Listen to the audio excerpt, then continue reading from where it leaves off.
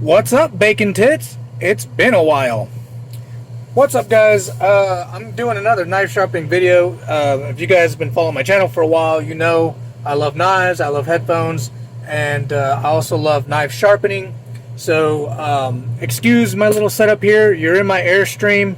I'm letting you into my home. I'm hoping I can make this a short video. This is the Blitz 360 from TSPROF. A lot of people won't know what the hell I'm talking about because you follow me for the headphones. Guys, if you guys want a headphone video, I got these in, and I can do a video on that. I've been using these for about a month now, so I can give you some feedback. Anyways, so as far as the knife sharpener goes, I've used most all of them. I have all the guided systems, all the freehand, the Ken Onion, the KME, I've used the Wicked Edge. I had the original TF There's a few out there that I really want to try out and haven't yet. But as far as the Blitz 360 goes, it's new, it's hot. Everyone's like looking oohing and awing. I got it, I tried it, and I don't like it. And there's a lot of videos on YouTube right now. Knife Crazy. I love his videos. I love his work, but it kind of just seems like he's showing off the product, not necessarily product pushing, but doesn't really talk about the stuff that an experienced knife sharpener would come across as annoying or whatnot. So I want to just be real here. I want to talk about this. Overall, it is a functional system. You can get a knife sharp. As long as you learn its quirks, you got a fine system here. But for those of you that are on the fence of thinking about what to get, follow me and I'll walk you through what I don't like. First of all, the stone holder here. See if I can get this on camera. All right, so you're gonna have to get these. Do not think you can get away with using the little tiny tools that they send with the package, because you will be severely disappointed. They're terrible, and I'll explain to you why. Do get these, all right? Gridomatic has these in the black edition. Worth it. Just pay the extra money. So, anyways, you got this little screw here. Without this, the little tool they give you, you're liable to just strip the damn screw. And that brings me to my first point. You strip a screw, you lose these tiny little screws, you're done. That's it. The whole shebang just shuts down, right? You just stop the show, you're done. All right, and there's more than one little screw you can worry about that'll fall out. All right, so this is what they should have done. They should have made all the screws that you constantly need to work with your, I don't know what these are called, the finger screws. Right, that's what they should have done, but they did not do. Okay, as far as the stone holder goes, it's fine. This little ball here is a little small, could have been bigger, but no complaints. I'm sure you could probably even change that out. I haven't tried yet because I just had this for a few days. Okay, so second, we're going to get closer into the machine here. I'm sharpening a Spyderco Military, one of my favorite 4-inch knives.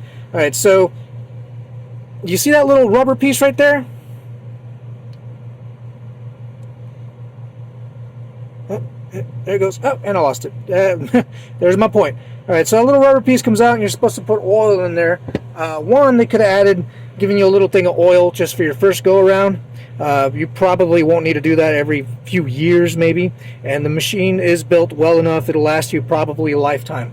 Okay, so that little rubber piece, it falls off really easy. I kind of struggled with it, but opening and closing this mechanism here, you're I don't know, in the box, I don't know what it is, but I've taken it out of the box 3 times, and each time this little thing was either halfway out or had fallen out, and I had to look for it. Again, tiny little part, you lose it.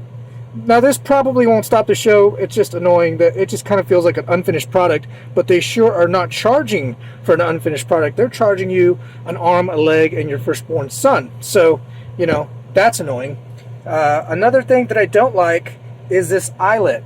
Okay, first, the rod, when you're moving back and forth, it gets sticky. You'll have to clean out the rod, put some 3-in-1 oil in there, and it'll smooth out again. But the TSPROF K03 does not do that. I never had a problem with that guided rod system. And then there's, I don't know, what's that for? I guess maybe parking hook, which would have been great. That reminds me, there's no parking hook. All right, so you're sharpening, right? You're sharpening, and now it's time to flip sides. It's not as easy as most other systems to flip sides. I'm sorry I'm off camera, guys. I'm doing my best here. All right, so you have to press this lever right here. You press it, and that allows you to switch to do this, right? So give me a parking hook. Okay, so now I have to put the whole thing over here to the side, and then I got to do this with both hands. You can't do it with one because it requires strength. This is light enough that you'll move it just with one hand. So you'll have to do it with two hands, and then you pick it up and, you know, get going again. It's annoying, all right? It's not a deal breaker. You can get a knife sharp. It's annoying, all right? So if I'm spending this kind of money, I don't want to be annoyed. Another thing that I do not like is, well, one thing I thought I did like, and turns out it doesn't really even matter, is, see if I get on camera here.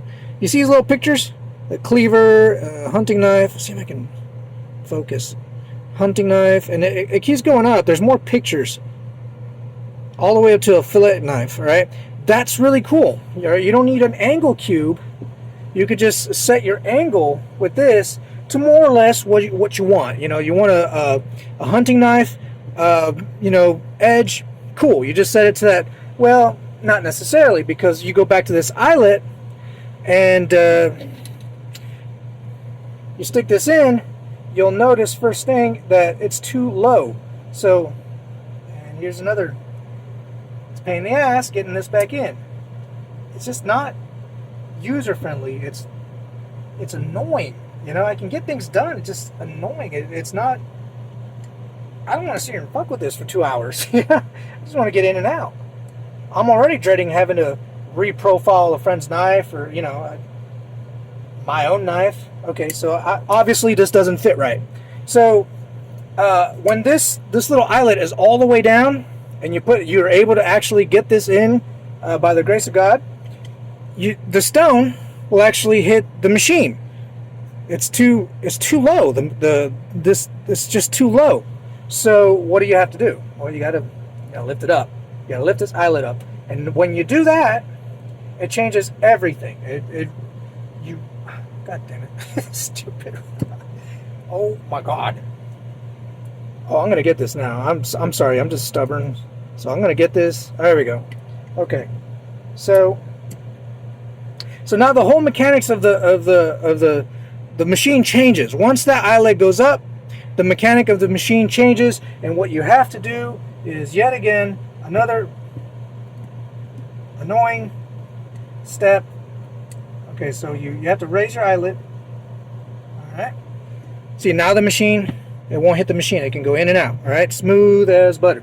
So now, to set your angle, you got to do this. You got to zero out. 0, 0. Okay, they're finicky.